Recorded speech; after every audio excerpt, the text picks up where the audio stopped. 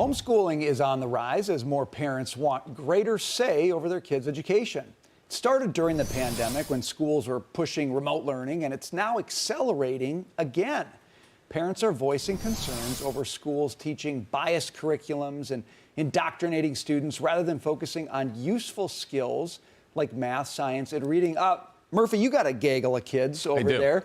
I don't know if you ever homeschooled them, but you seem like the kind of guy who's willing to kind of be out of step with the broader culture sometimes. What do you think about all this? So homeschool, no, I've never done that, but I don't mind saying we raised our kids in the city, private schools in the city until COVID, and during COVID, the private New York City schools got completely out of whack political-wise. So my kids were fine with it, and we thought it was best, so we moved to a less politicized area of New York. Okay. I know you homeschool Friday, Jackie, so you are invested in this. But it's kind of interesting. It's a disaster. That's not easy to do. I'm with you on that. Everybody kind of understood why people were doing it during COVID. Look, we got the window into the schools. It was all messed up. Take your kids home.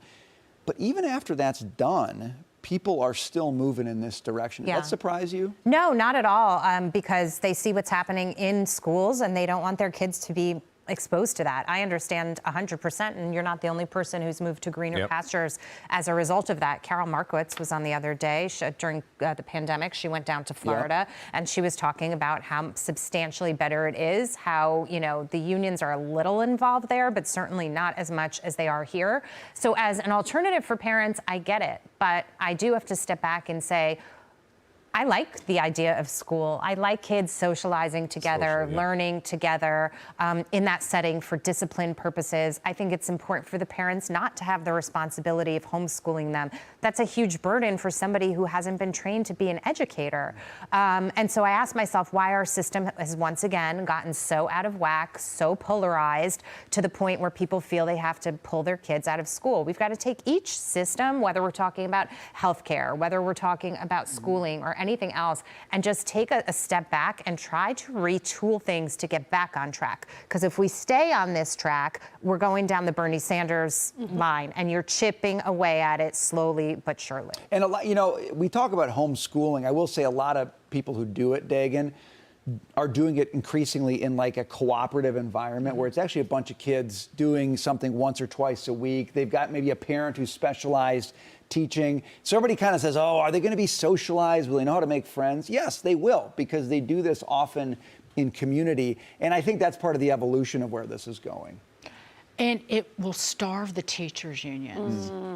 It will starve the worst cities, towns, and municipalities who have done the worst job at educating our nation's children. And I just find that the prospect of that flippantastic. Because if you look at the budget of New York City as one example, the biggest budget item is the education system. Highest cost to educate per student, I believe, in the country. So that's the biggest cost or revenue suck. It's a grift. It's the teachers' unions and then the city university. Taylor, the only thing I say as a family that's homeschooled our kids for a very long time, give me all the advice. It's really hard. Yeah. Is it? It takes a ton of work. Ask my wife. I haven't done as much of it. She did most of it. It's really hard. So my husband and I have talked a lot about this because I have a 2-year-old. We're thinking about pre-K3, pre-K4, kindergarten.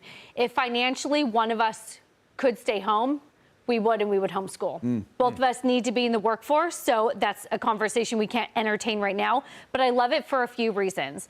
Number one, took my daughter to the public library for a reading. It happened to be Drag Queen Reading Day. Seriously? If that's happening at the public library for a 2-year-old, what is going on at the public the pre-K3? Right. Not happening. So I'm down to private school or Catholic school, which I love. Number two, what I love about it, efficiency. I can do at homeschool in 2 hours what it takes the school to do in 5, which means I get an extra 3 hours to run outside and play, to jump in leaves, to climb a tree, to build a fort, play with me.